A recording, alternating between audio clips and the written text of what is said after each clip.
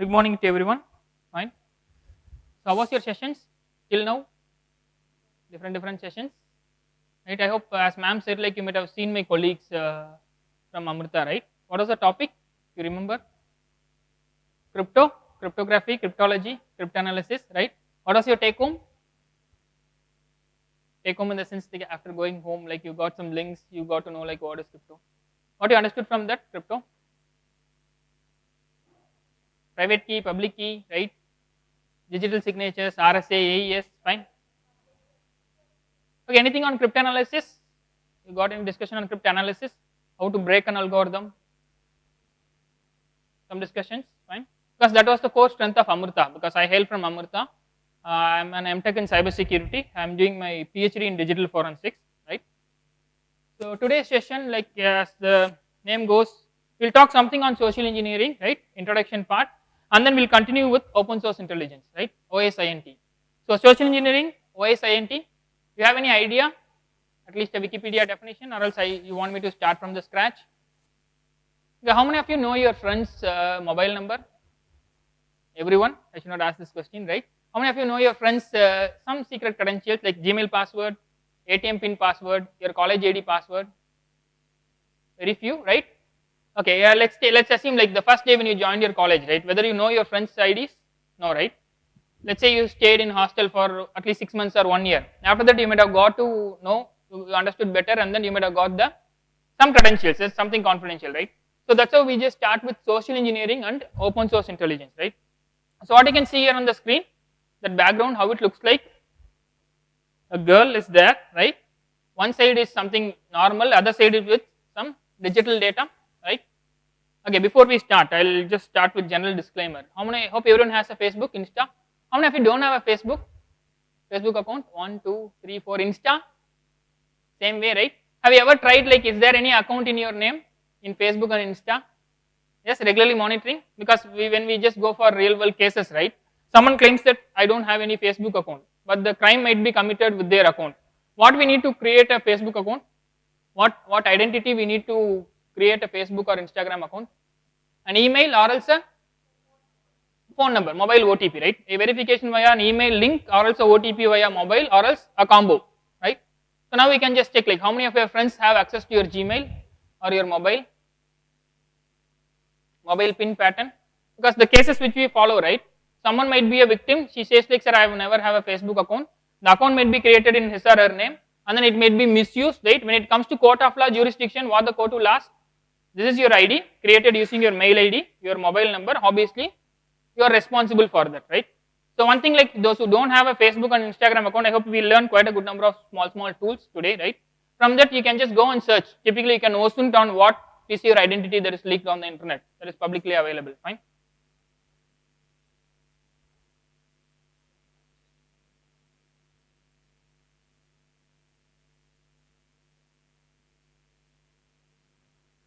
Yes, ma'am gave me an intro. I'm just very few colleges and university I'm just closely associated. One such is SSN, right? So I'm a assistant professor there at Amrita University, Coimbatore campus, university headquarters. That's a research center called TIFAC in cybersecurity, right? You remember Vision 2020, Kalam Sir's vision? Have we achieved it? Yes, no, maybe. What was the vision? Mission 2020. Anyone who talks about Kalam Sir, like we'll talk about vision, right? His vision on what India needs in 2020. We are in 23, right? So have we achieved it? As a part of that vision only, Sir established in 2003 and 6, Sir established different research centers. I hope SSN also has something on network, right? TIFAC, no? KLU has. Kalasengam has, right? Fine. So Amrita has TIFAC core in cybersecurity. So that's how in 2006 university started master's program, MTech in cybersecurity. I am a part of that. So that is on the education part. Other than that, university has something on the research. You might have seen Srinivasan sir, Sethu sir and the core team, right? So they have been so instrumental in just proposing security algorithms for defense. You name any defense, right? Military, Air Force, or any of satellite propulsions. You know, right? We just send some data, we get it back, right? So what our neighbors do, China, Pakistan, different countries, they try to intercept, snoop, right? Same way we too intercept, right? It's typically like intelligence, like knowing what they are doing, right? So maybe there are some algorithms that have been developed by our core team, which have been a part of securing national's interest, whole of the data and things. So that is the core. I am an assistant professor, as ma'am said, and I am also an independent consultant. I used to do consulting for police, law enforcement, individuals, typically on forensic related, any cases or anything related to general things.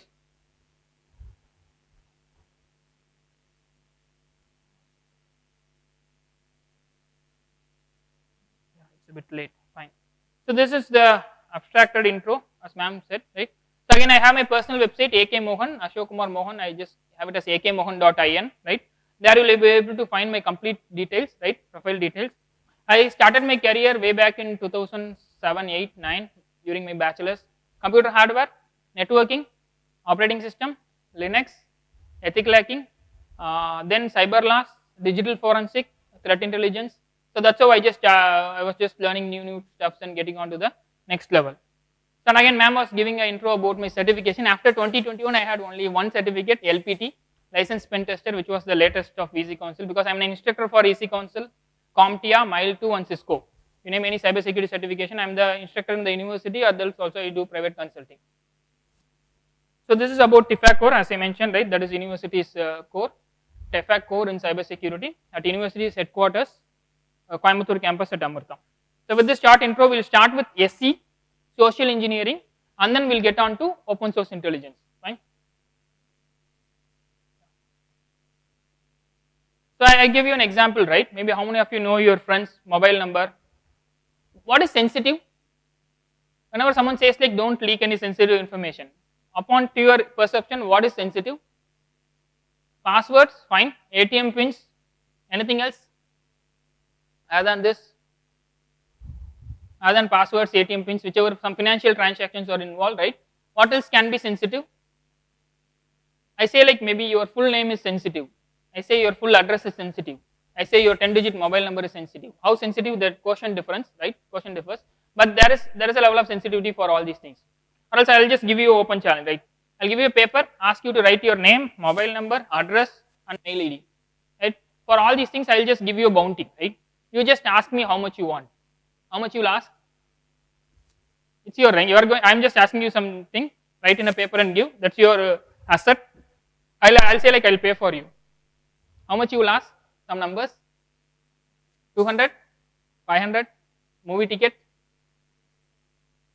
5k, 10k, roughly in the dark web, right, market.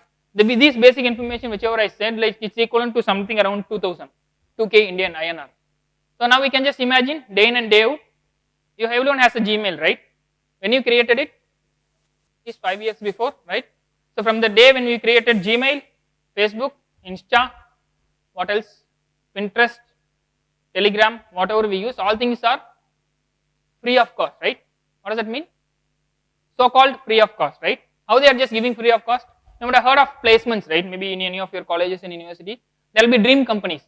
Microsoft, Microsoft, Facebook, Meta, all these companies are dream companies. I know some of my students working in Facebook, Microsoft are just getting quite a good number of things, double scale salaries and other things. How they are just making revenue? Let's say Facebook, how they are making revenue? Ads, fine. Every link, every share, everything which we make, they make an ad, right? Because there was one of my minor project which I was working. That was something related to social web ontology, in which we were able to predict what movie you will watch next. What we do when we go for a movie, generally, go check in into the theater, right? Give some reviews, everything on Facebook or Insta. So that time Facebook had graph analytics way back in 2015.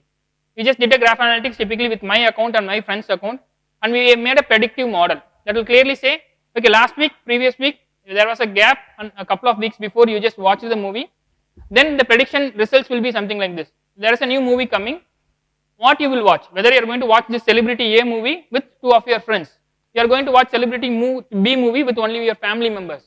So they have just made a model in which like the ads will come like that. So the prediction model says like monthly, 2 times you go with friends, once in 2 months you go with a family member, right?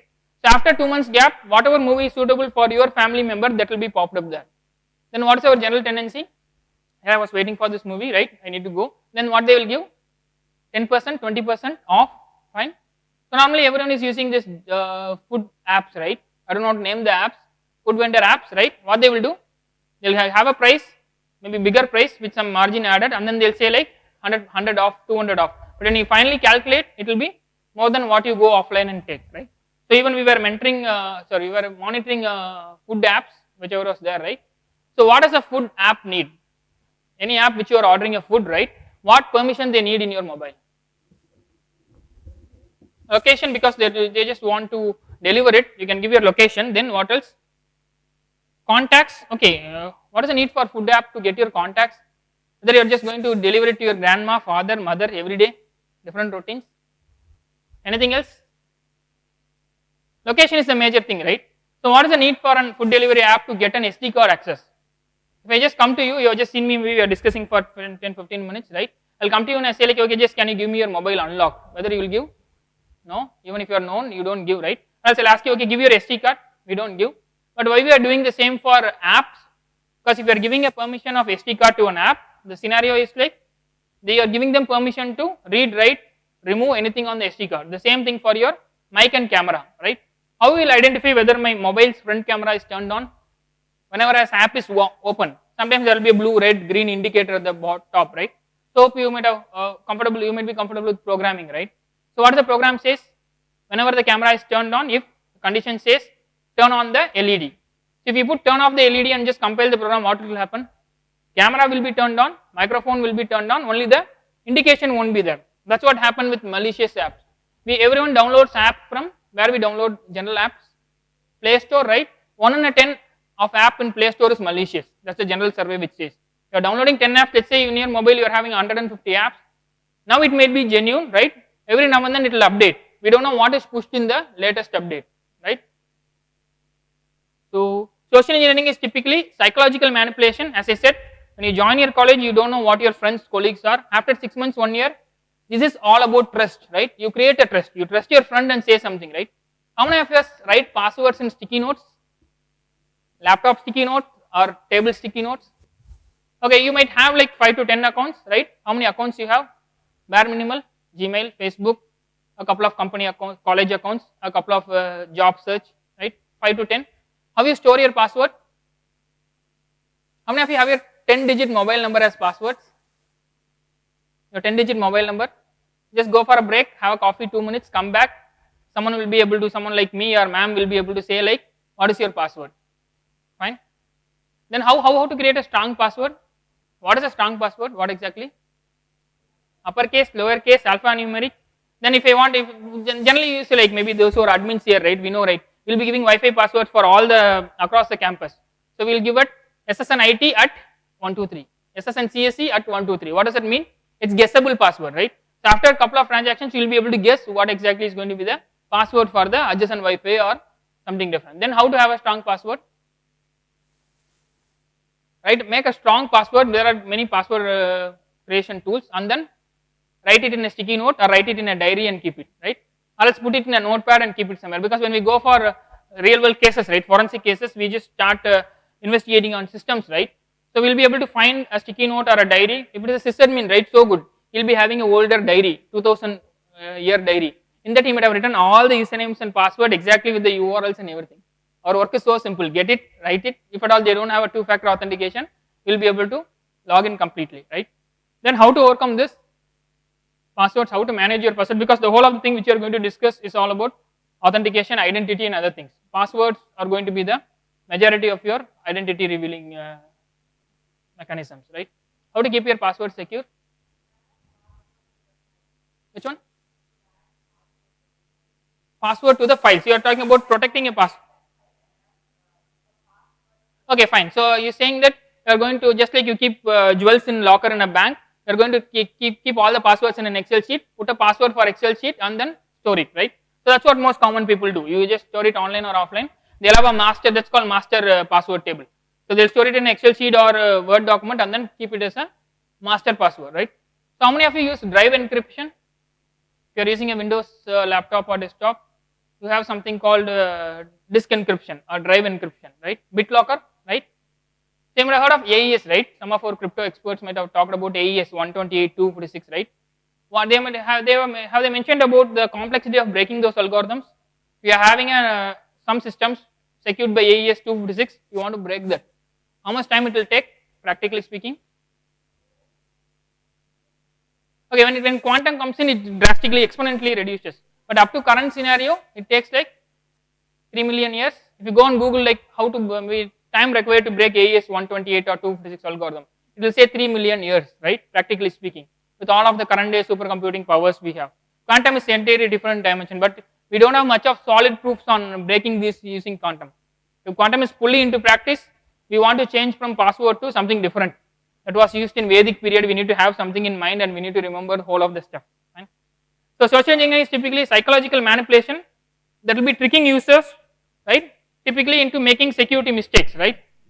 So when you go and join in a company, right, the first day when you go join a company, company will give you a bigger booklet, 50-page booklet, ask you to sign in all the pages, right. They'll be having all their privacy concerns, maybe agreements and everything, right. So in that they will just say like, I will be using company asset something like this. I don't use my company username password outside things. You will have the complete detailed list, right. Maybe in that way, right, when companies sensitive informations are going out, typically during a lockdown period, right, when everyone started working from home, right, company made a policy called something called work from home policy. You are allowed to work from home, you have a Wi-Fi, right, so you are connecting to a different Wi-Fi. So there comes a picture of VPN. How many of us use VPN? Paid, free? What was the VPN? Open VPN, not VPN, any free VPN? What is the need of VPN? Okay, imagining a tunnel created between the sender and the receiver. So anything and everything goes inside the tunnel. The tunnel is secured by any of the algorithms, AES, RSA, you name any crypto algorithms that have been secured by that tunnels. Fine. So these are the types of social engineering attacks. Social engineering is another word, we call it as art of deception, or else there is something called human hacking, the fancy word. How to hack a human, right? Fine. Hawks. What is a hawks? Hawks messages. Someone says like you are famous celebrity. Someone knows like you are a die-hard fan of that celebrity. You might get a mail saying that this celebrity was dancing on the floor and then he or she fell down and then they passed away. There will be a YouTube video link. What will we do? Rest in peace. I don't click on that YouTube video, right? But what we will do? We'll click on that. It might land up to a YouTube video, might be a morphed or edited video. In the background, what it might do? It might just copy all of your browser cookies. Again, like how many of us store passwords in our browsers? Storing passwords in your native browsers, Chrome, Firefox, or if anyone has an habit of using IE, even in IE, Internet Explorer, no, right? So you don't save your passwords in browsers. So those who have a habit of storing passwords in browsers, right? Any of these links, right? When you just click onto that link, obviously it can just take the complete control. Typically, all the passwords, bookmarks, whichever you have stored, it can just make a copy and then send it to someone remotely sitting on the other part of the globe. So Hawks message is the one thing on social engineering in which they'll tempt you to do something. How they know? Like you like a celebrity, you like a spiritual leader, or else you are interested in this event. What we do? Now Facebook is going obsolete, right? Facebook are becoming for 30s and 40s. For a youth, typically 20s, it's only Instagram, right? Instagram, someone who's professional, they'll go on their tweet feeds, right? So Instagram. So Hawks, fine, okay. Second part is something called tailgating, right? As the name goes, tailgating. This is one of the most common social engineering attack, right? So you might have seen in movies, right? There may be a door in your, mostly when you go for companies, it will be completely locked, sealed, right? So when someone gives their authentication, maybe a biometric or a card and opens the door, what might be the time? Like 5 to 10 seconds. Meanwhile, the door closes. Someone might enter into the gate, or else they might carry a huge load and come and stand at the gate. Hey, okay, can you just open that for me? What we will say generally?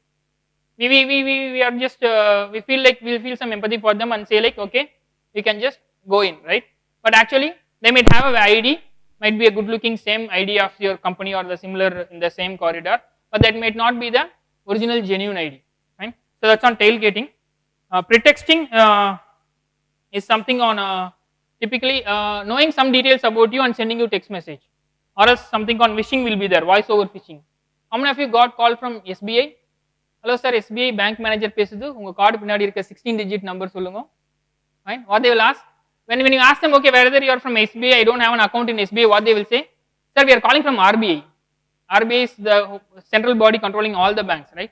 So RBI which branch? They will say Chennai, Egmore, Mylapore, right? We don't know whether there is a branch there or not, right? So what they will do, right? Maybe they will know some basic information, they will collect some basic information about us, right? And then they will try to manipulate, right? And impersonation, as the name goes, you don't have a Facebook ID or Instagram account, as I said, you go and check. Someone might have created an account or ID in your name. Impersonation is typically spoofing as if someone does the exist, right, but not their actual original identity. Let's say like you are getting a mail, you have your office mail or your college mail, you are getting a mail from your HOD ID saying that you have been suspended on some dues, right, and then you are getting a document saying that suspension order docx or docm, right. What we will do? The mail ID from looks like exactly the mail ID of your HOD or your mentor with the same photo, same domain, name at college.com or .ac.in. What we will do? What we will tend to do? Out of curiosity, we will try to click open, fine. When we have something called email forensics, a specific domain in which we analyze the email headers, right. Even we used to do audit for a specific organization like colleges, government organizations, individual companies. We go, we'll just gather like list of mail IDs available. Let's say the company is having like 1,000 employees, right. We'll just send with a proper authorization from the company return form. We'll just send them a similar mail like this, right. So out of 1,000, 600 people clicked on to that, 300 people entered their password, 150 gave the complete set of passwords. Likewise, it will be there. So this is typically a drill that will be regularly going on in companies and organization. But in colleges and education institutions, we don't go do it regularly, right. But nowadays, hackers, attackers are targeting colleges and education institutions also, right. Then dumpster diving. What does a dumpster means? Dustbin, right. What will be there in a dustbin? If at all you want to dispose of paper, let's say like your old mark sheet, let's say like you are not comfortable with the mark sheet or maybe some information, you want to dispose it, what we will do? We will tear it into equally good 4 pieces or 8 pieces and put it there. What can be done? It can be reassembled, right? It can be taken, that is physical dumpster diving. And it's native, if you take in your systems, you have your recycle bin, right? Whatever we delete goes lands on recycle bin. How often we clear recycle bin? If at all there's a tool like C cleaner or some tools, we'll just clean it, or else what we will do? We will leave it off, right? So okay, let it be there, like if at all we want in later, we can just get it back, right? Shoulder surfing, most of us do, right? As the name goes, your friend will be sitting and typing nearby, you just go and see their password. First time when you just get onto hostel, when your friends type your Gmail ID, you may be seeing what was their password, right? Some characters you sniff it, right? And then try to predict, right? Now even companies used to do this shoulder surfing on unethical grounds, right? What they do, right? You sit on the cabin, you type something, there's a camera that is available at a proximity, let's say like 2 to 5 meters. The camera is 2x, 4x zoom. What it can do? It can exactly record your keystrokes, right? And then it can get your usernames and passwords. Because when you just log in onto the first day to the company, you will just sign something. I just give permission to completely monitor my activity inside the company. So they just take it on ethical grounds and they just start monitoring it, fine. Baiting, scareware. What is a scareware? Something scares you. You say like maybe you have a good looking antivirus, there's a pop-up coming. When you try to download a new movie on the internet, pop-up says, hey, I am antivirus 2022 or 2023. I just want to make sure like maybe your system, there are 3 viruses available. It will say like C users, app data, local, some temporary files, there may be 3 viruses available. So it will say like your antivirus is not so secure, I will just give you an option, you uninstall that and install my antivirus. That's not actually an antivirus, it's typically a trap, typically a spy tool. So that's called as a scareware. Baiting, bait, you know what's a bait, right? For fishing, you just have a hook and then put something on that. What you put? A small fish or else something like a worm or something, that's a bait. You put a bait and take something bigger. So how many of you have just heard of Amazon giving a pen drive for $1? There was an offer way back, like Amazon was giving some specific set of pen drives, but still that is circulating. We get a message, what we will do? What information it will ask? Name, mobile number, the same thing which I said, right? Address, right? Sometimes it will ask you to click on the link and fill something. We never notice the URLs, what is there at the top, and then we fill it and we'll submit it, right? And final thing is going to be phishing and spear phishing, right? So have we got any intro about phishing? No? What is phishing? General phishing? You have a hook, you go fish, right? So this phishing, PHISing, right? Phishing and spear phishing is typically related to technical things. So someone sends you a mail, right? There's a URL there, it may be a phishing mail. Someone sends you a message, there's a tiny URL available, right? Phishing is typically sending you malicious messages. Previously it was using emails, now it's all about messages and everywhere it's there. Spear phishing, as the name goes, what it will do? There is a pond, pool of fish available. I want to specifically have a individual fish targeted. So you just have a spear and take the individual fishes, right? So that is on the spear fishing, and even more there is a concept called whaling. What is a whale? Blue whale, bigger fish that is available on the sea. Same way, whaling is typically you take a college educational institution, the chairman, the principal, there will be only one or two, targeting them and then sending mails similar to that, right? So I hope you had some sessions on ethical hacking, right? Previous classes, right? What was your take home? Ethical hacking, what you learned, the so-called hacking. Okay, pre-phase, attack phase and post-phase. Then types of hackers, black hat, white hat, grey hat, fine. Anything else?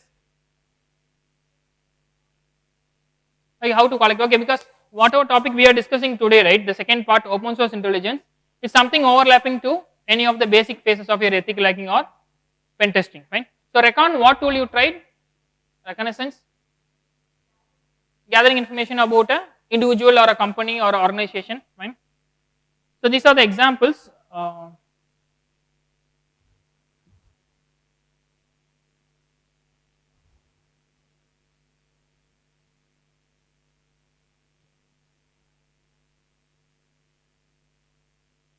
What is this?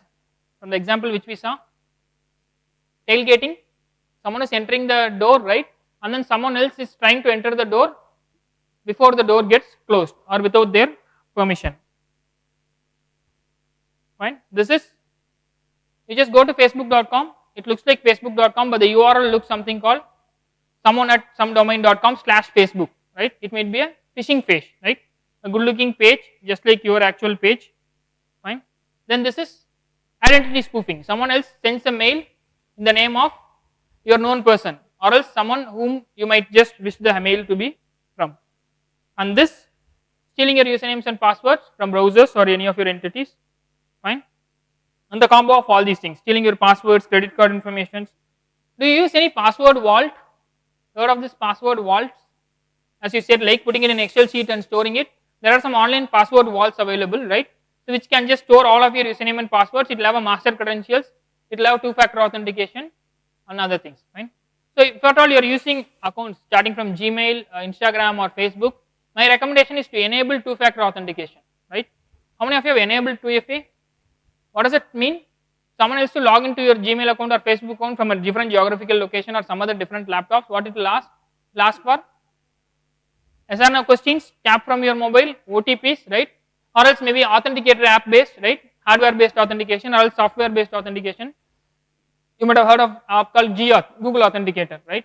So it will just generate TOTP, time based OTP. The OTP will be available active only for 10 seconds or 15 seconds. After that the OTP will get refreshed. And this on the bulk mailer, fine.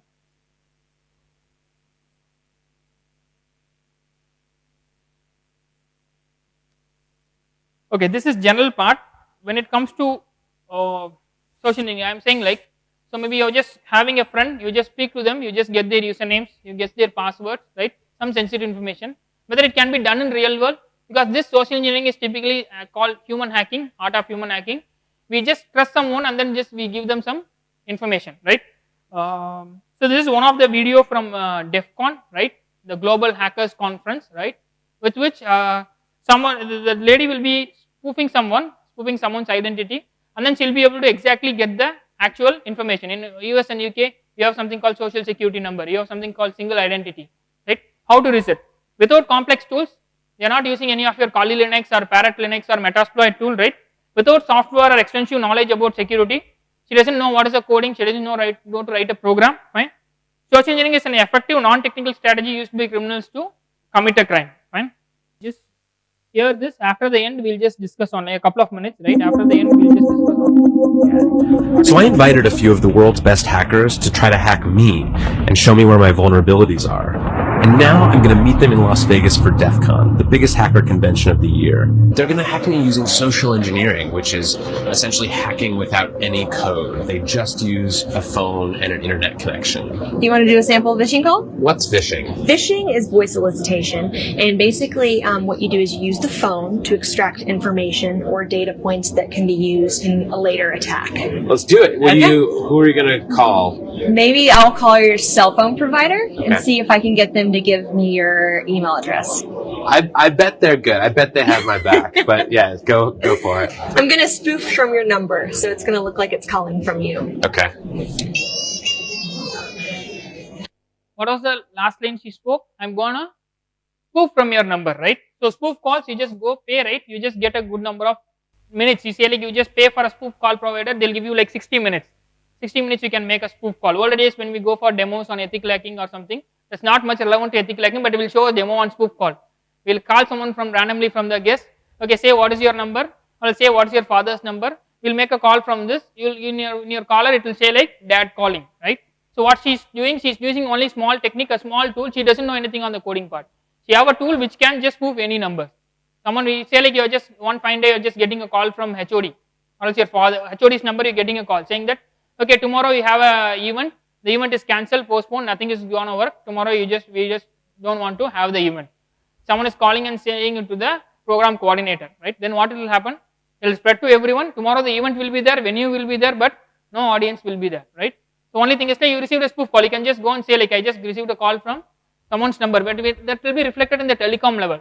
If at all the case is filed, right? The telecom level it will clearly say, hey, this call claims from 10 digit mobile number, but actually it's from a service provider, also maybe a spoof call service provider from US, Switzerland or Netherlands, right?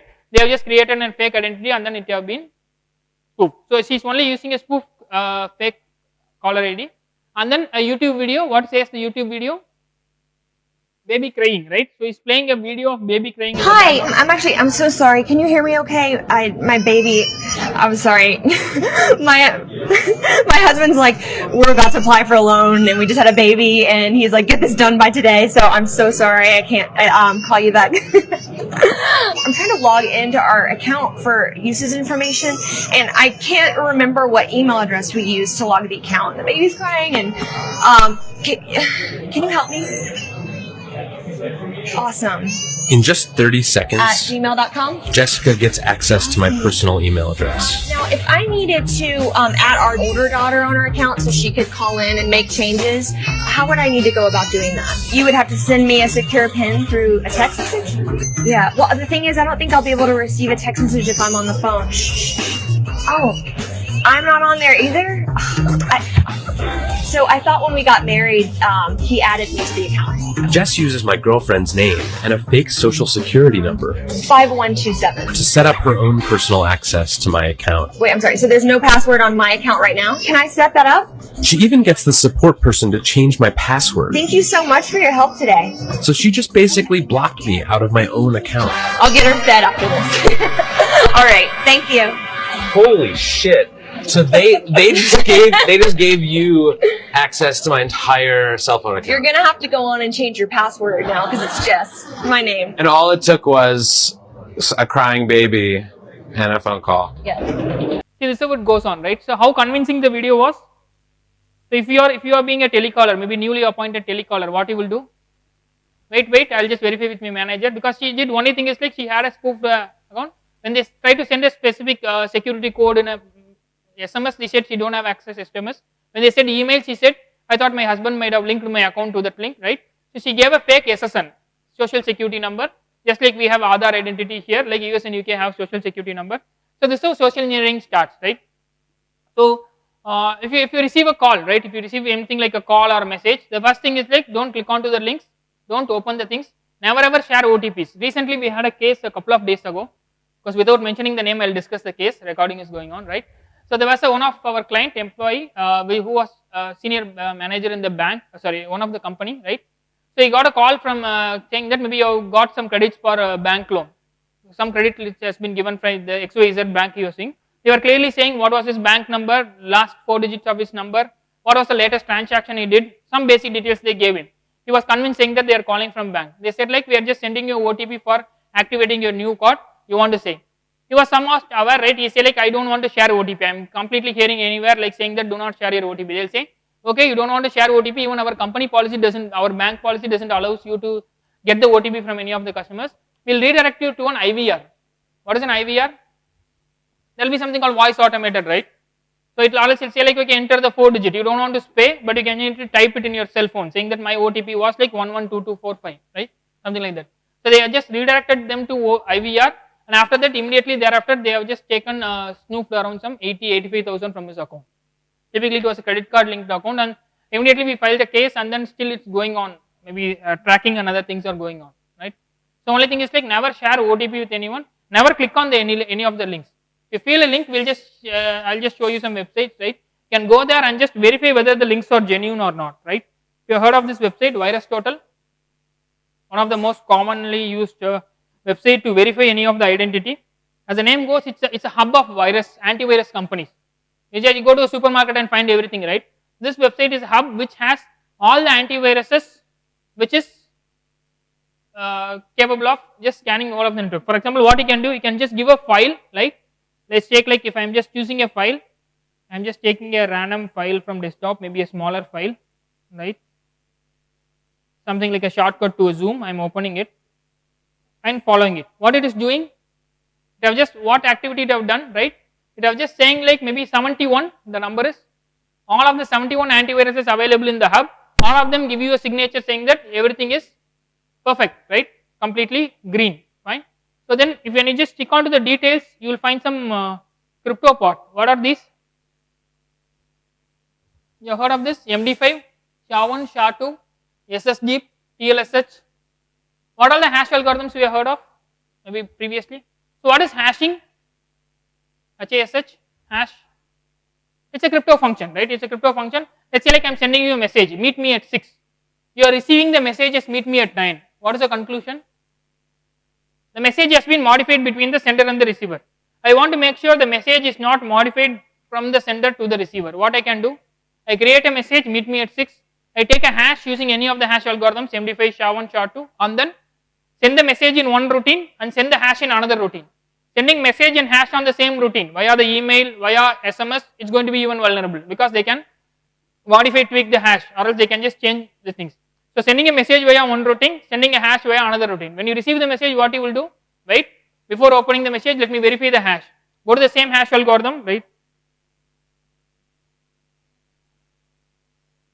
If I am opening a hash checker, right, I am just taking hashing tool, maybe a random free online hashing tool. You can hash a file or you can hash a text. Let's hash a text. For example, I am hashing a file. I am just trying to open the file, the same desktop, the same Zoom. It's a shortcut link, right? So I am just going to take that file and put it here.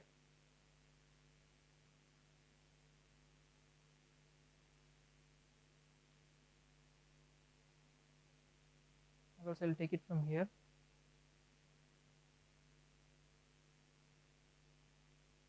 What does it says? You want me to zoom? Fine. What is the hash of this? This zoom.exe executable application. It's alphanumeric starting from 6A ending in 6C, something unique, right? So wherever globally you go and just check this zoom.exe, the 361.8 KB file, the hash is going to be so generic. If you are receiving this, you are just checking the hash, right? And then the hash is changing. If one bit of the code or content changes, the complete hash changes, right? So let's check what hash it has also given, right? So what is given here? You can see this SHA1, right? MD5 is traditional algorithm, basic hashing. SHA1 is secondary hashing. So they have taken the SHA1. Virus Total has taken different hashes. One of them is SHA1. So whichever we are trying is also, it is showing you the SHA1 algorithm. So hashing is typically to verify the integrity of the file or content, right? So what they have taken, whichever exe file we have given, they have checked all the hashes, they have checked the date and timestamp when it was created, way back in March, right? That is a fine. The file is digitally signed. What is a digital signature? You have got some idea on crypto. What is a digital signature? There is a misconception. When someone asks you digital signature, what will say?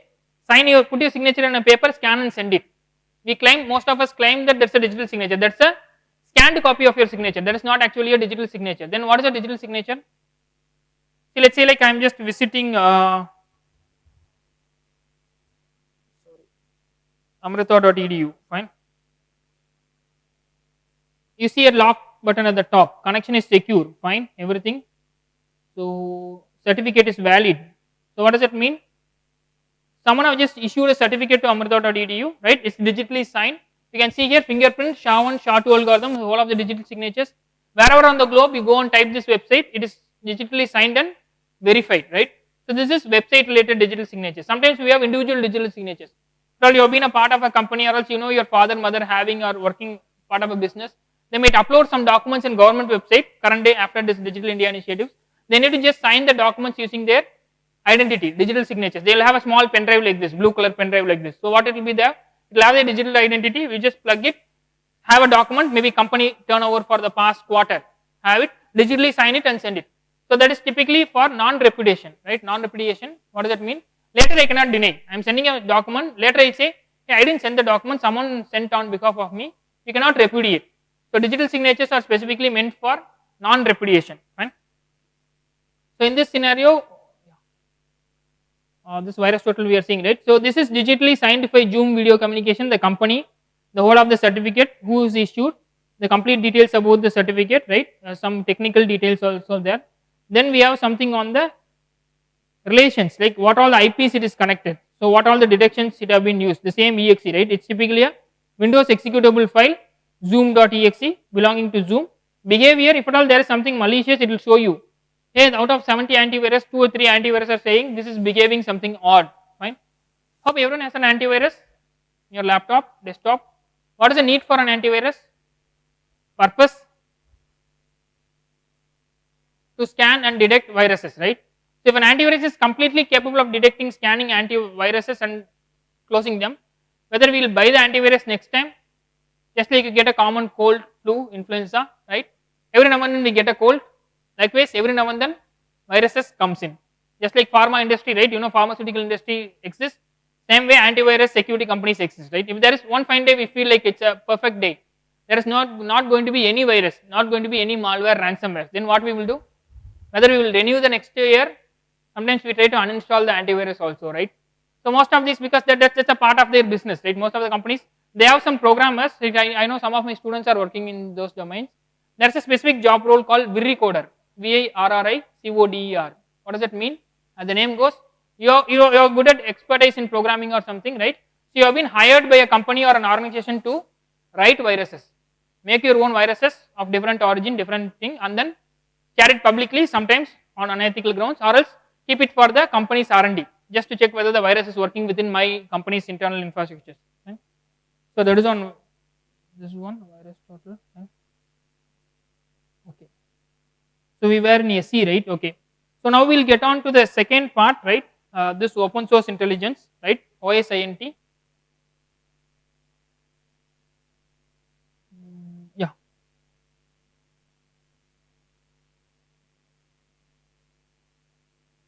We'll start with the first part, right? So open source intelligence, as the name goes, right? What is open source? You would have heard of this. Available publicly, fine. Can you name open source application or a software? Which one? Okay, VS Code, Ubuntu, right? Any of the thing? Okay, different beginner level tools, right? So we have something open source. What is it? Intelligence. Open source intelligence, right? What we can do? For example, how many of you searched your name in Google? You have not tried, right? You can just try. I am just searching my full name. As my name is unique, like it might pop up some results. I am searching for images. What does it say? What it pops out, right? So if I am not wrong, it might pop up my profile. I have an ISAC certificate. It's there in ISAC website. A couple of months we had an interview with NDTV, right? It's showing the NDTV things. Before that, EC Council's course, I was a mentor that. And whenever I just started my PhD, right, I had an account in a website called ResearchGate. It is showing that, right? And some of my Facebook profiles, older profiles, NDTVs, and some false positives. Someone with a similar name or same name available on the internet. It's just popping out. When we come down, it will be something different. But see the top results, right? So recently, last month, there was a conference in Chennai, Women's Cyber Safety, right? So for that we had a session, all these things are there, right? So what it is popping out? It's typically taking thumbnails, photos, images from my publicly available source. There is no hack involved here, right? No one is going to hack my account, no one is going to just try brute force passwords or something. These informations are publicly available and that is collected, right? So now we can just imagine how your public information can be collected. Typically Facebook and Insta. What is the difference between keeping your profile public and private? There are two options if you go on to setting up any social media, right? Public and private. What does the private means? So called private, your provider will be able to snip all your information. What does the private means? Okay, you will allow access to friends.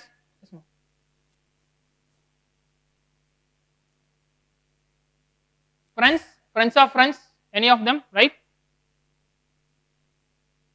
So I'll let you know a case, right, in with which there was a morphing that was done on an account, typically a girl's account, right? So that was taken. If we have a public account on Instagram, let's say, like, what is the purpose of having an Instagram account? Doing research, publishing papers.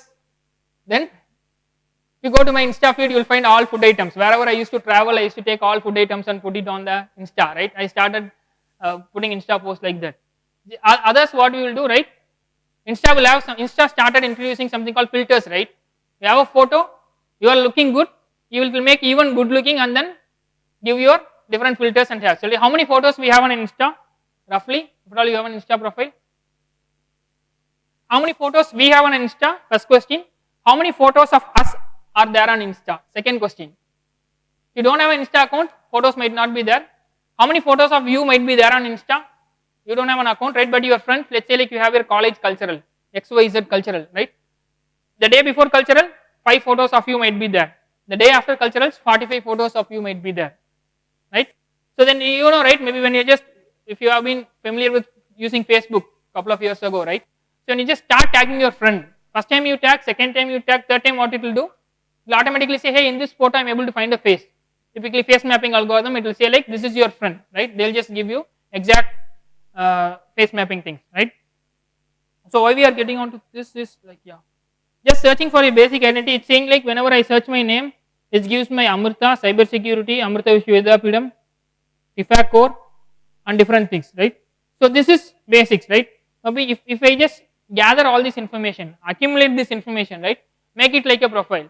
So whenever we go for any of the court case proceedings, right? Typically we do something like OSINT on the individuals. We have a team of suspects, 5-6 people suspect, right? So how to just gather some information about them. Starting with this basic Google search, starting with this basic information things, right? So we will collect all the basic information. Let's say like there are 20 social medias available, all profiles are public, then what is the conclusion?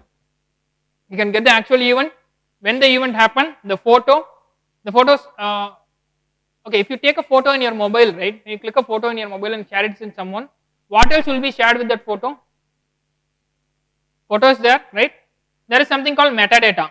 You have heard of this? Metadata is the most easiest among any 2 marks in engineering course. Data about data, double quotes, give me 2 marks, right? So metadata is data about data. If you take a photo, if you have taken from a camera, it will have the photo, photos make, model, camera, GPS information, aperture level, whether the flash is turned on or off, and history of information, right? But luckily when you just use it in social media, you take a photo and put it in Insta or Facebook, they extract, they remove all your metadata. They don't give it to the end user, but they keep it for their analytics, right? When you just upload a photo, and there's a general misconception when we just go for real world cases, right? Someone will say, sir, I just had a photo, because in a couple of cases in Instagram, right, 2 girls were missing, right, in which there was a latest photo that was uploaded by their friend on Instagram that was nearby a riverbed, right? After a couple of days, they were found dead in some different region, right? But the only hold they had was the photo which was posted on Instagram, right? And then they said like, they just came and said, sir, with this photo, can you just share the GPS information, where exactly it was taken? If it is the original photo directly taken from your source, maybe your camera or your mobile or your SD card, the GPS coordinates will be there. But the moment when you upload it in any of the social media or website, they have their so-called privacy policy and then they remove all the metadata, actual metadata, they remove it, they keep it for their reference purpose and then they leave only empty, only the file name, typically the size, the basic information when the photo was created in that social media account. Only those information will be available there. Fine. Yeah. So who is, what is, when is, why, how, everything, every question will be answered by this open source intelligence. It's a collection and analysis of information that is gathered from publicly available resources. That's a thin line of difference between open source intelligence and the hacking or ethical hacking, or you name any black hat, white hat and grey hat. there is only a thin line of difference. But open source intelligence is all about collecting information from publicly available sources. We don't go for any hacks. So what is computer hacking? Okay, you might have heard of, you might have gone through sessions on ethical hacking, right? What's the difference between hacking and ethical hacking? Is there any difference? Or else only for namesake we have hacking and ethical hacking? Killing and ethical killing. Someone tries to like steal something from you, you defend and kill them. Whether we can justify that's an ethical killing? When you go to court of law, killing is a killing, right? So you will just bound to jurisdiction and then you will just get some whatever punishment is there, right? So ethical hacking is typically a fancy name given, right? But on ethical grounds, hacking is something without their concern or something. You just try to do. You start with doing an open source intelligence. Use any tool or technique. You don't know anything about the tool. Just like it's used in a social engineering, you don't know about the tool. You pay or download the tool. Click onto that. Give some information, some sensitive information about your target. You are getting it, right? Ethical hacking is mostly company. They claim that they hire ethical hackers. What does that mean? Ethical hackers. So you work for a company. Your company has some number of employees, you have an agreement with the company, you are trying to hack into the account of the company employees, with the company account, with the company internet, with all the infrastructure provided. You also have got a concern from the employee saying that for regular monitor security drills, we will be monitoring the company's account and other things, right? So in that scenario, they call it as an ethical hacking, right? The general computer hacking is typically practice of modifying the data to accomplish our goal out of box. So how vast is open source intelligence? I will give you an example, right? So you imagine a marriage function now. You say like a marriage function or some function you attend from your families or friends. So when you just enter the function hall, hope let's say like assume 500 people are there. All 500 have a mobile, right? When they come out of the function hall, how many photos average a mobile you might have taken? Selfies, groupies, any other photos? Roughly 20, 30 images, 20 images. 20 into 500, how much is the number? I am not good at math. 20 into 500, 500 into 2, 1000 or 10,000? 10,000 photos at the end of the event, right? Roughly 30% of the photos might be already in social media. Out of 10,000 photos, 3,000 photos might be publicly available in social media, any of these social media accounts. So that's what the statistics says. You can see here, what's the total world population? How many number of internet users are there? How many of IoT internet connected devices are there, right? And different things. So how many emails are sent? How many number of websites have been closed? Different things, right?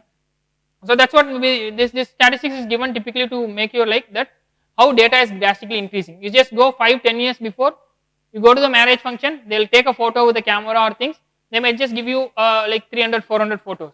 You just go even 20 years before, there will be one roll camera with 34 photos. If you are not taking perfectly, you will get only 30 photos, right? Maximum 100 photos will get.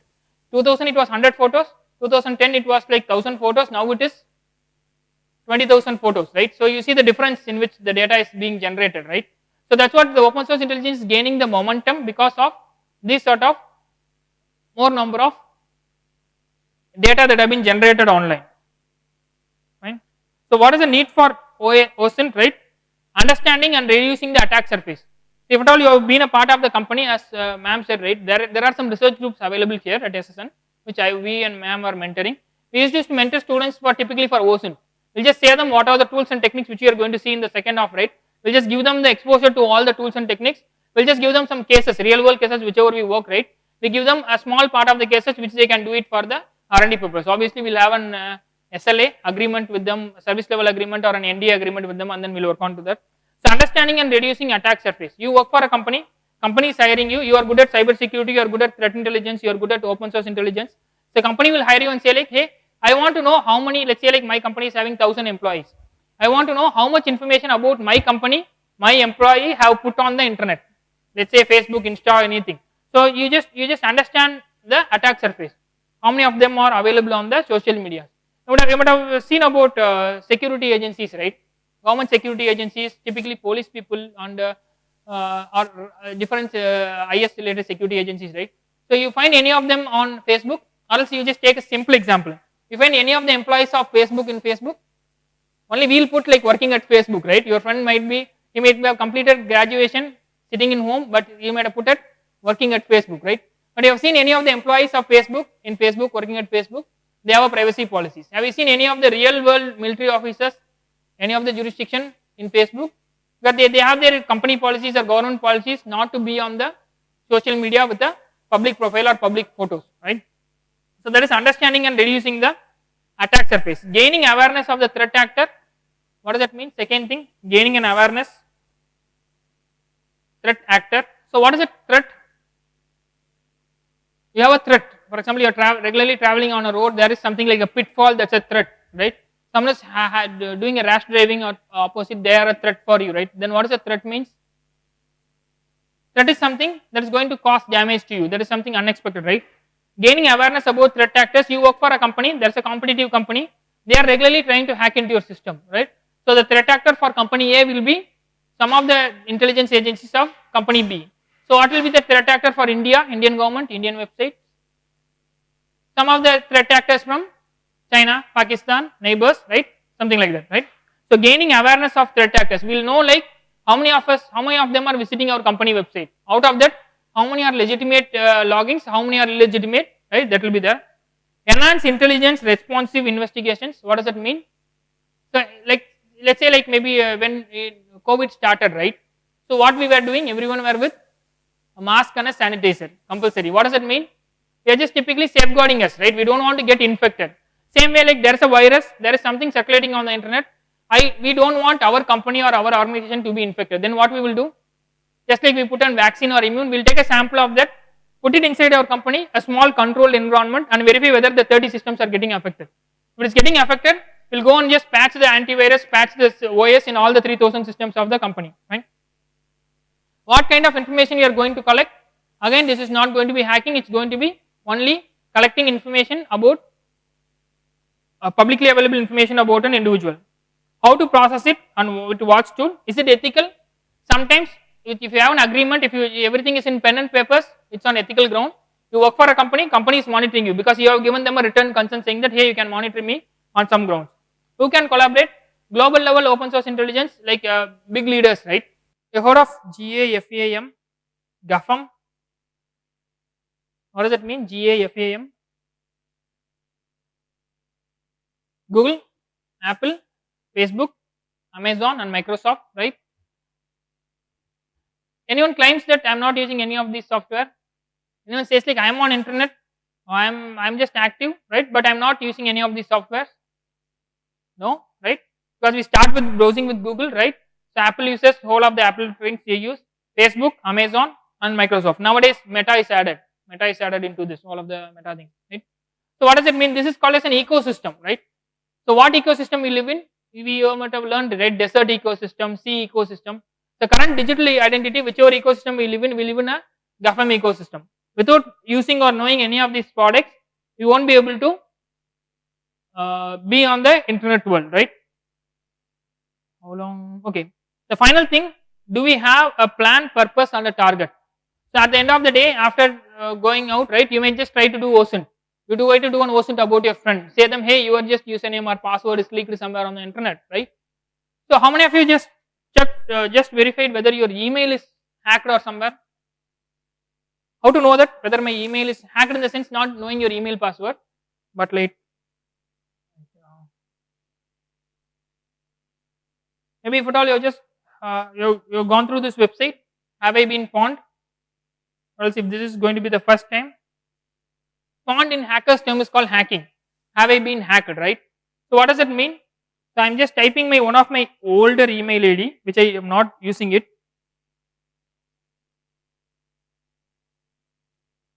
Fine. The screen will turn red, right? Oh no, pawned means hacked. Pawnage is found in, what does it says? 15 data breaches, right? So what's the difference between hack and a breach? Someone hacked onto your account, someone breached your company. What is the difference? Someone hacked onto your account in the sense, someone have just got possession of your username or password or some sensitive information. Someone breached your company information means as a bulk in your company, let's say like 500 employees, username and password is there. 500 employees salary statement is there, right? So that is a breach. So what does it say? This older mail ID of mine, right, is associated with 15 breaches across the globe, right? And you can see here they list the breach: 000 web host, Adobe, Canva, different things. Let's take an example of India Mart, right? So I had an account. I'm having an account in India Mart, but India Mart website was hacked way back in 2021. How many records? 38 million records of Indian e-commerce company users were there, and one of my website, my account with that Gmail account is also a part of that compromise, right? So then what is the conclusion? The Gmail account is not hacked. With that Gmail account, I have created an account in these websites. This website has been hacked. Typically, a breach has happened. If a breach has happened, from the basic, email IDs might be leaked, email ID and password might be leaked. Some of the companies store password in hashes, right? The email ID, passwords, hashes might be leaked. You can see this details. So, what is leaked in this compromise? Email address, name, phone number, and physical address. In this older LinkedIn hack, email address and passwords, right? Then you can see here in LinkedIn, education level, email, gender, geographic location, job titles. So this sort of the information has been leaked, right? So they have some statistics on how pawnage has happened. So let me just type some of my recent mail ID, right?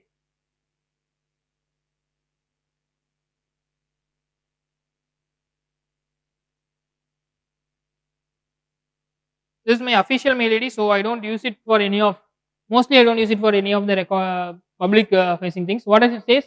Good news, no pawnage found.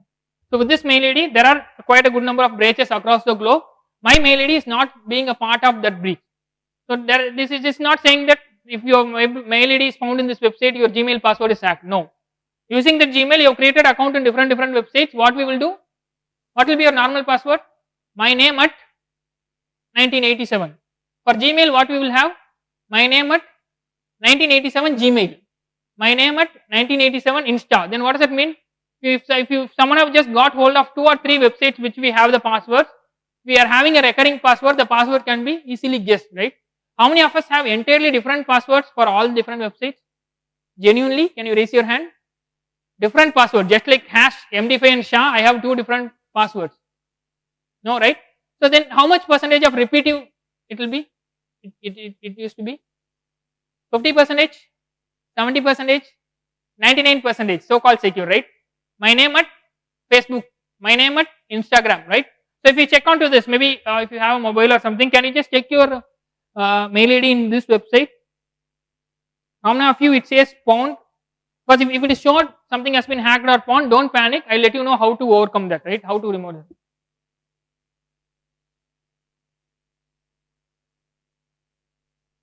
How many of you stay in hostel? Campus, quite a number. Okay, fine. Okay, what are the things we share with our friends?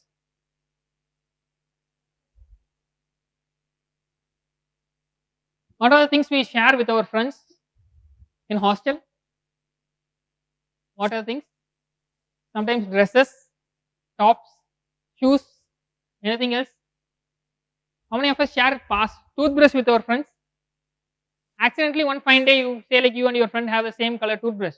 Your friend accidentally took it and start using it, right? Then what we will do next day? We'll dispose it, right? Or else what? Or else we'll just wash it and reuse it. We never do. You have a Gmail account, right? So when you created Gmail account, can you say the year in which you created it? 2015, then 2017, 2019, before 5 years, 7 years, 8 years, right? So you remember the first brush which your father, your dad got for you when you were 3 years, 4 years old? Small tiny brush with some toys at the back, right? So still you have that? Yes? Still you use that? No? Then you remember your Gmail, right? You take your Gmail, 2014, 15 you created Gmail account. Still you have the same password? Similar password? Same password, how many of us have the same password? Because the general password policy, right? Any company, individual, the password policy says change your password every 6 months. Why? Because these sort of websites, right, whichever we have seen here, right, these sort of websites, let's say like they are having a breach of 678 websites, these many accounts were breached. It will show you the latest breach also. What was the latest breach? You name any, as I showed you, right? LinkedIn was there, Instagram was there, different websites. We cannot say like I have an account in my company or organization which is completely secure and 100% secure. No website is 100% secure. Even Facebook, NASA has been hacked every now and then, right? The only safety measure is to change your password every now and then. That's what this jargon comes in. Choose a good one, right? Choose a good password, right? Don't share it with anyone. Right now, how often we share our passwords? So if you share your passwords with anyone, you have a trust in them. We talk about social engineering, right? You have a trust in them. You share password with them. They also not going to cheat you, but they have a policy. They have a pattern of writing and keeping the passwords. You don't write and keep it, but someone else knows your password, writes and keeps it in a sticky note or something. Your account is vulnerable, right? Change it regularly. What does that mean? Passwords are like your toothbrush. How often we change your toothbrush? Genuinely? Can someone say? 3 months? 6 months? The color of the brush changes? Anything else? Or else when we lose it, the brush loses its shape or color, right? At least 6 months, right? So passwords are something like that. Choose a good one. Okay, how many of us use the same brush for different purposes? Cleaning your room, cleaning your restroom, cleaning your mouth. So then you can just compare with the password. How many of us use the same similar passwords for different accounts? The phrase will be different, but you see like 70-80% are reusable. Why? Because there's a compromise available. Your name, your password, and the hash will be there. There will be reverse hash lookup. With this, your passwords can be reversed. With that, you can just clearly someone just guess your password, what exactly your password is, and what may be your next password if they are going to create it. So, with respect to password, right, there are quite a good number of vendors, third-party vendors available. Those are being using. I'll name one, right? One which I know regularly, right? LastPass is one of the globally used password manager. But even before 6 months, 1 year, there was a hack on LastPass. But they just gave us justification saying that still the password stored on LastPass are secure. It's typically a online paid password manager. So we used to go for a movie and pay. How much we spend for a movie? We can 500,000, right? Something like that. If you are interested in just having your password secure, you can have. It's going to be a single vault with which you will have a master password, two-factor authentication. The LastPass will be there in your browser. Whenever you just give the username and password, it will just store. Only banking websites, we don't store the usernames and passwords and OTPs. Other websites, we'll just store it and keep it. There are quite a good number of websites like LastPass which can just store your passwords on security grounds. So they give some justice for whatever you are paying for them. Fine. So this is on a general ground. Fine.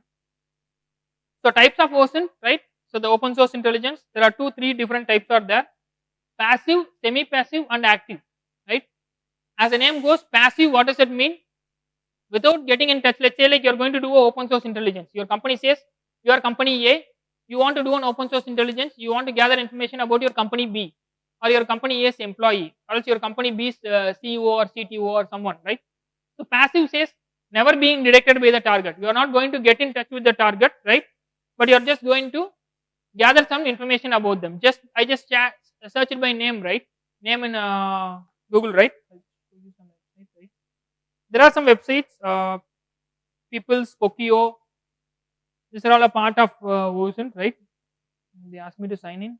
I hope they updated. Yeah. Okay, they'll ask me to sign. You can just sign in now. People is one website. Pokio is other website. These are all people search engines. But most of these people search engines are not Indian origin, right? They'll search for people's identities from global origins, mostly US, UK, and European countries, right? So let me search. It's asking if again depending upon the visibility, right? Visibility fruit because it's not related to India, so it's listing the individuals in my name on different countries, US, UK, some other origins. If you have a paid account, you will be able to see some additional details about them, right? The complete details, see their mobile numbers, their things, what is the property they have, some more details, social profiles, court records. You know, right, in US, UK and all, court records will be maintained, connected, synced with your social security number, right? So all those details, some comments and other things about them, all of the things is available on this website, right? So that is on passive, right? Collecting publicly available information without getting in touch with the target. Semi-passive appears like normal internet traffic and behavior. You just go to the website and just gather some information about them. Go to the website, put some comments and reply, wait for the feedback. Active is something like traffic will look suspicious. Either you are just sending a packet to them, you are just sending a request to them, or else you just do a social engineering, call to the company and saying that, sir, I want to just meet your CEO or CTO or manager, saying their name. Who are you? I am your manager's wife's brother's son, right? Who is going to verify that, right? So they may just give you contact. I want to know the email address of someone, right? But that email address you may just get it from typically doing a social engineering. To do any hard coded attack or tools or metasploit, it might not work. But with the typical social engineering, you will be able to get the email address of that individual from that company, right? So this is general thing. Maybe I am just sharing you older details of OSINT that we did about SSN, right? So some information is saying that Hindu News giving information about the target group. Who is, you heard of this in your footprinting or ethical hacking? What is that? Who is record says? Who is record gives you complete details about your target, right? So what will be there in who is record of a website or a company? Whois.com or whois.in. So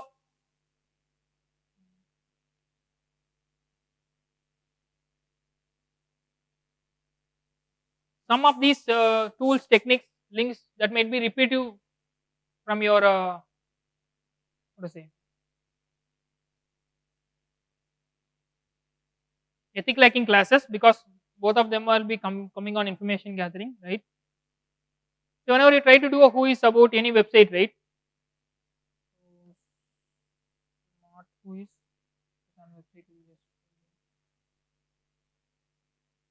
There will be offline tools, online tools available typically. So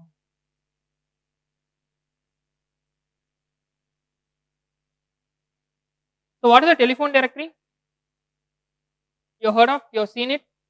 Nowadays we are not able to see this, right? Older days we might be able to find it, right? What is the telephone directory? Yellow pages. In some houses you go, you will find a big book, right? What it will have? It will have the name and the telephone numbers. It will have a complete name and telephone number of that state or country or something like that, right? So who is typically a global record which has the complete record of websites and their corresponding IP addresses. We humans know websites www.amrita.edu. The computer nodes maybe 103.26.12.12, that IP computer node. So who is typically universal record registry, registered registry which has the lookup table between your website and the IP address, right? So the whole record. So you can see here, if I am checking one of the IP, hope everyone might be comfortable with what is an IP address, right? Address that is used to identify your device, maybe global or local, right? So what is the IP address which I gave? The fancy number 1.1.1.1, the first IP, right?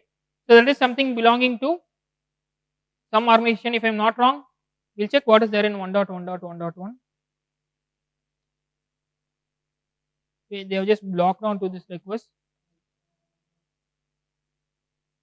or else I am just opening my command prompt, right? I am just trying to ping 1.1.1.1. What it says? Pinging 1.1.1 reply saying that the website is active, connected. So mostly this 1.1.1.1 is a part of Cloudflare. There's an organization called Cloudflare, right? So they used to just act as an internet security agent. If you are a part of Cloudflare, someone is trying to hack your website or attack your website. If you are a part of Cloudflare, any traffic coming into your website, they'll monitor it on the network level, right? And then they'll just try to block. If at all like hundreds of same request is coming, they'll try to block it and then they'll try to defend it and remove it, right? So okay, this is a sample example. Who is lookup, right? Who is lookup of SSN? What information we'll get, right? So some information about your target, right? So what is the website, where it is registered? So I want to know whose name the website is registered, right?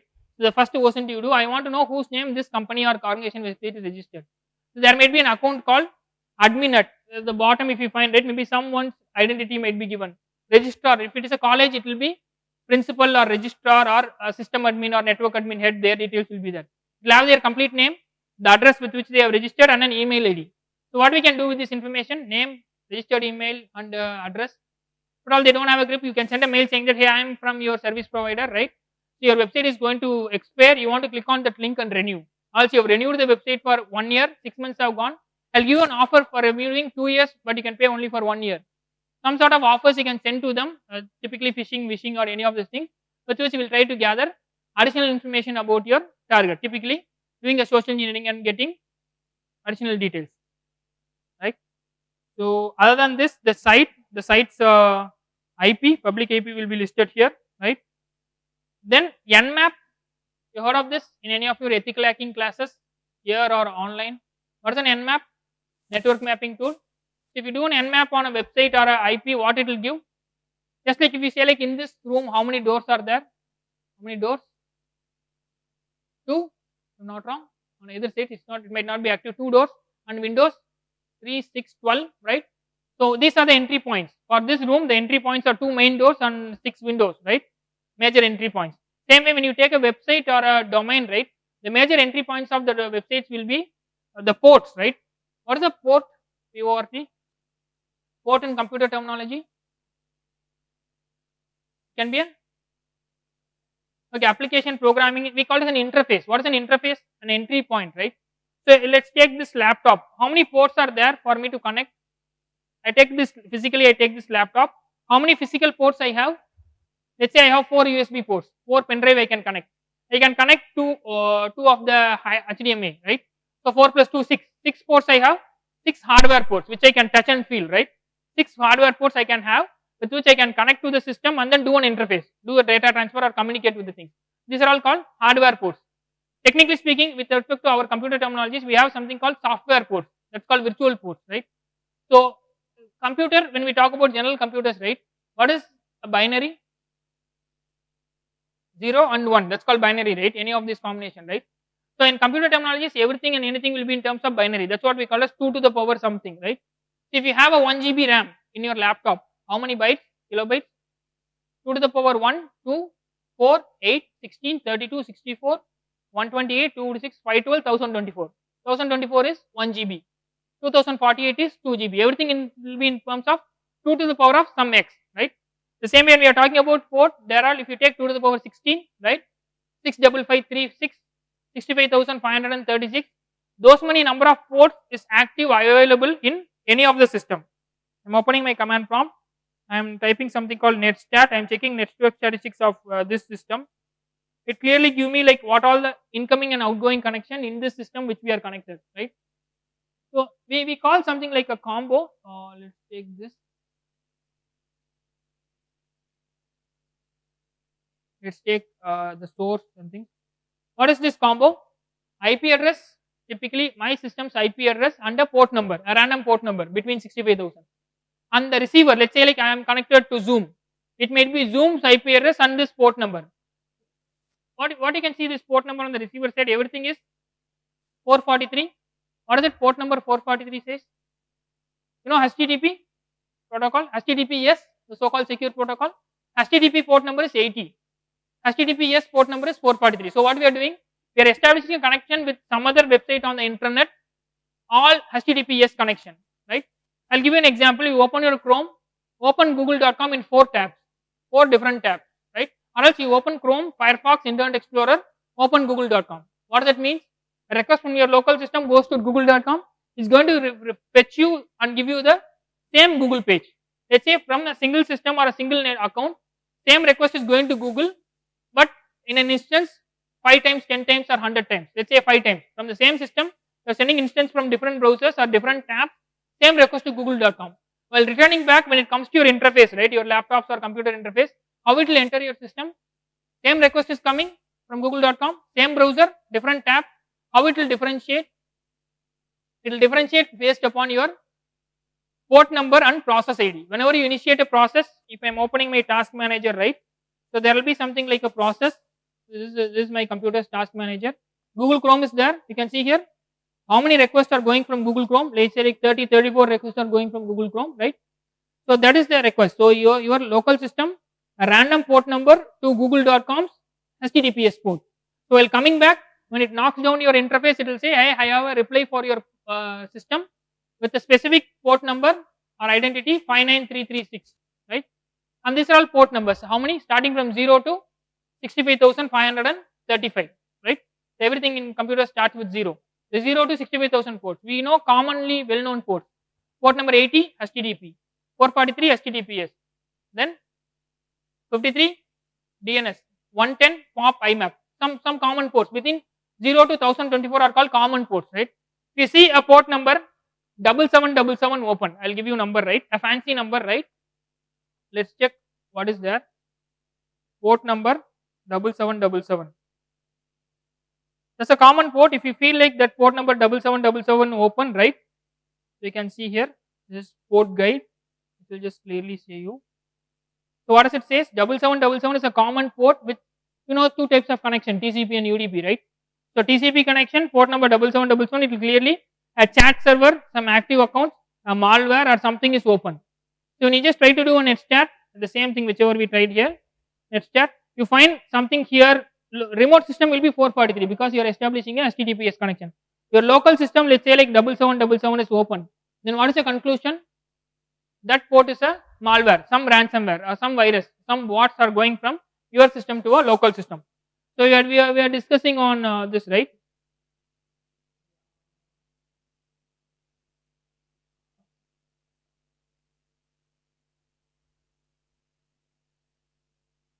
Nmap, right? So Nmap is typically a tool which will just give you details about the port. What is the port available? Port should be associated with an application, right? If it is 80, HTTP or browser traffic. If it is 110, POP3 email traffic, right? Same way you will just see. I'm just typing. Website, right?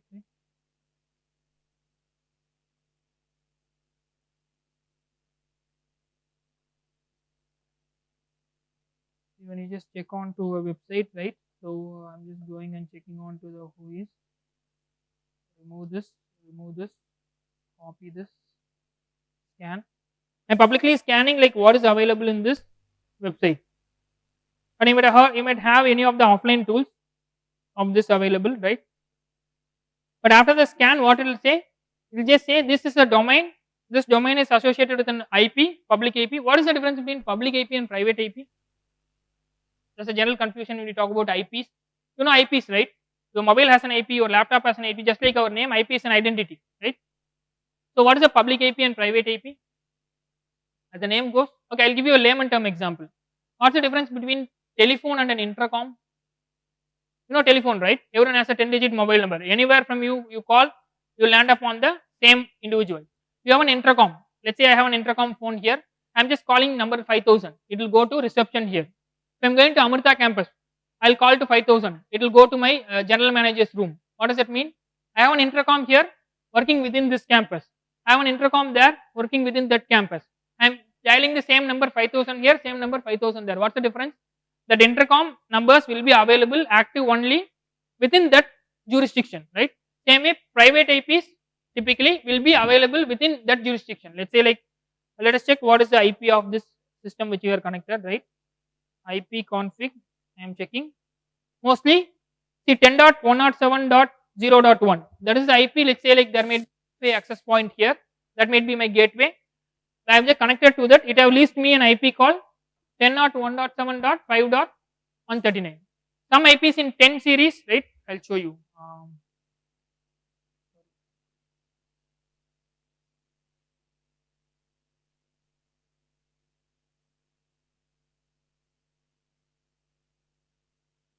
You can see here in the whole of the IP range, fine. So you have the class of IPs.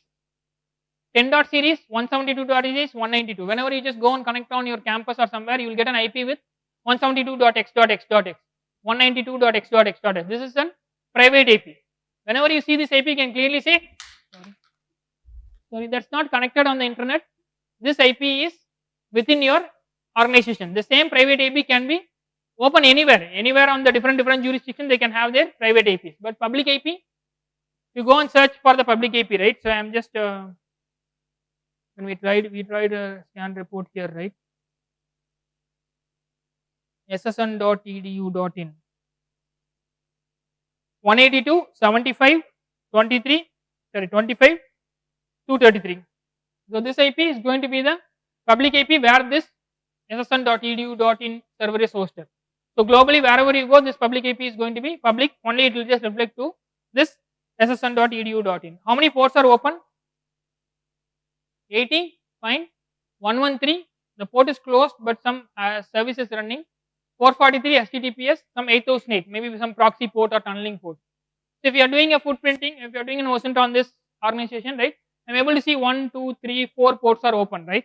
So each port will be associated with the service. So port number 443 we know like it is associated with HTTPS. There is port number 8008, right. Let's check like 8008 port.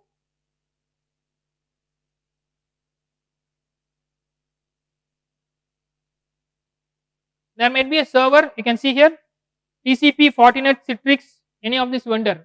Fortinet, and typically Fortinet is a security solution. So they might have a Fortinet firewall, a security solution that might be running, taking all the traffic in and out using that port. That might be proxy. Any traffic coming inside my organization, going out of my organization will go via that proxy, typically a tunnel or the security mechanism they have. So that is on this scans. Common tools and techniques, right. So there are quite a good number of tools available on the market, internet. Maybe after the break we'll just start seeing the tools one by one, right. So these tools are typically used for doing a analytics on individuals. So the first category is collection tools, right. Record Future, Paterva, People.com, NetGlove.com, many tools, right. So these tools are specifically used for collecting information about an individual. Again, I give a disclaimer, we don't have much of tools to gather intelligence on Indian origin. So that's what me and ma'am, we were a team, we were working. We are making a small OSINT tool, still it's in progress, we are just on the beta release of that. That tools will just search for results related to Indian origin. We search for the name called Kumar, Gaurav or Gokul, those names should be reflected. But normally people.com, spokeo.com on other websites will give only US, UK and European based name searches. Fine. Search engines, Google, iSeek, Shodan, Addictomatic, right. So we'll see some of this. Job search websites, Monster, Indeed. You have an account in Indeed. You're in which years, right? In your graduation? First year, second year, third year? Third year? Mostly third year, second and third years. Which major? Computer science? ECE, triple E, different mixer, right. So if you have a web account in indeed.co.in, right, this is a common website which is you just go create an account. Let's say after this you are getting inspired by doing an OSINT or threat intelligence or VAPT. I want to get a job in VAPT. You go and search for jobs in VAPT in Chennai, it will say you 500 jobs listed. They will give you something called JD, job description. What does that mean? I am taking you for a job called VAPT. I have a job description. When you come to my company, day in and day out, you will be working only on these 10 points. If all these 10 qualifications or skill sets is available with you, I will hire you. If whenever you just start searching for a job, what we will do? We'll just go prepare our resume, give some good font, good color and make it, right. That's the general thing. But how to make a resume? Select a domain. It may be cybersecurity, it may be programming or coding. Select a subdomain. In cybersecurity, I want to go to VAPT. Then go to this website, create an account, search for job descriptions. They'll give you 10-15 points, right. So I'll just show you like. So we are discussing about OSINT now, right. We'll just get on to indeed.co.in. Fine. We'll get on to their website. I'm just searching for a job called OSINT. If you're interested in seeing that.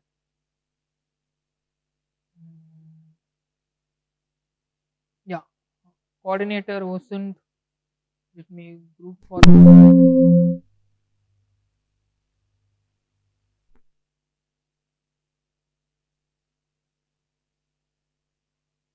Yeah, so they have a job role here, project manager, coordinator, OSINT, right.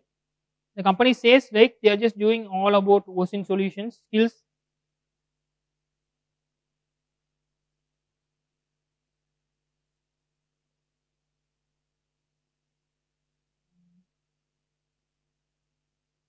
Yeah, this is an experience. They say just experience in underlying location. So they have given a job description here, right. So let me just wait. Now OSINT, I'll just search your job, maybe the keyword which you might be interested, like ethical hacking, right. Ethical hacking trainers, someone need trainers in things. Security operations center, ethical hacking. So when you just get on to that, right. So let's just check. They might have given something like job description. What they say? Should have good knowledge on hacking. Should be able to conduct online and offline batches. Should be a certified ethical hacker. This is typically a company which is offering maybe CH ethical hacking course, right. Same way you just go, you just have an account. My recommendation maybe at least by today or tomorrow, whenever you find some time, Go create an account in Indeed. You might have selected which career you want to go, either cybersecurity based or general based. Go search for the specific job role. Search for the city. You might find someone, you say like your native place is Telangana, right? Hyderabad. You might find someone nearby Hyderabad who is going to offer a job in VAPT. You don't want to travel from different locations, but the job will be available for next 3 months, 6 months. You can just create an expertise. The job description say what you want to do, right? Same thing if your job, whichever is there in the job description, if it is there in your resume, it will be a greater probability that you are getting hired for that account. Sorry, for the job. Right? Yeah. So this is on this. Intelligence sources, dark reading, hackers news, hashtag, hashtag, right? Different things. So these are the different common tools and techniques. People.com, as I said, I have quite a good number of social media accounts, right? So how many social media accounts you have? Facebook, Instagram, LinkedIn, Tumblr, Pinterest, maybe 3 to 5. Twitter, fine. 5, roughly around 5, right? Anything else? Indeed, okay, indeed.co.in. Wait, can you just give a guess like how many social media accounts I have? 5, very small. Any other bigger numbers? 10, even bigger. 20, 100. I have my account social media presence in 100 websites. I don't do it for fun and profit, right? It was a part of my minor project thesis. So we are doing an analytics on social medias. We identified 100 social media accounts across the globe, across the country, and then we had an account in all the social media accounts, and we did an analytics on that. That was a part of the project we did. Now I am suffering how to remove those presence. Still, I was able to spread it off like 50 websites, but even other 50 websites is still active. Even if we delete the account, it will show you a presence somewhere on the dark web, saying that this guy had an account in this website for these 2 years. Right? Then people.com is one website. You can see here. I seek. Typically, it's like Amrita was just trying to offer a course on NLP. When you search, it will just clearly say, okay, next week if you want to know about NLP, there's a conference going on here in this specific location, specifically for this duration. How you might have sorted out this conference, right? You are searching for ACM, you are searching for women's conference, you are searching for cybersecurity workshops, right? You might have got this link, right? Then Indeed, that's what I'm showing you. You just search, you see, specifically search for a job, you will get the things.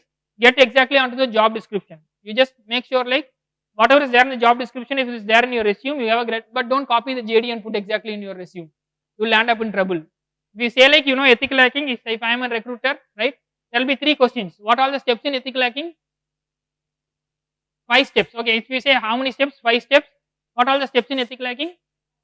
Footprinting, reconnaissance, then scanning target, then maintaining access, gaining access, clearing tracks, 5 or 6, right? The second question will be, name some of the password cracking tools. Can you name any password cracking tool? If you claim that you have a CEH or ethical hacking, you need to know some of the password cracking tools. John the Ripple, Cannonable, Brutus, Hydra. You say these 4 tools, the final question will be, name a password cracking tool which is capable of cracking a web application. You are able to clearly say, I can conclude saying that you have had a course on ethical hacking, you know what all the tools, you had a hands-on experience on any of these tools, right? So that's how in interviews when we just sort out, we'll just sort out and filter, right? So don't copy the JD and put it directly. Make some skill sets. You can go. At the end of the course, I'll just give you a list of open source forums where you can just go and search for these individual courses, free courses and other things that you can check. Indeed, when I search for SSN Indeed, right, I'm able to find 6 people mutually connected with me on Indeed on this social medias, right? That's available. Then hashtags, right? This was the older hashtag. There was a rumor saying that, you remember this was from SSN maybe 2-3 years ago. There was a rumor saying that some of the celebrity movie is going to be shot in SSN, right? Immediately the day after, the traffic got more when the people those are coming in inquiring and on, right? So there are some specific hashtags which can be searched and sorted out, right? This is the older one with which it was started. So this is general, right? And maybe it's 10:30, right? We'll go for a break, right? We'll go for a break, come back.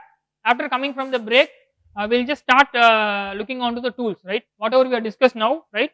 Or surface level, what is social engineering, what is OSINT, right? There are quite a good number of OSINT tools. I'll name you one by one, we'll just go on through that. If time permits, at the end, maybe half an hour or something, we'll have a small contest, right? I'll give you some tasks, you need to OSINT and give me the results, right? Fine? Is it okay? till now whatever we had till now, the basic concept and basic things. You have any doubts, queries on these things, the basic concept of social engineering and OSINT? Fine.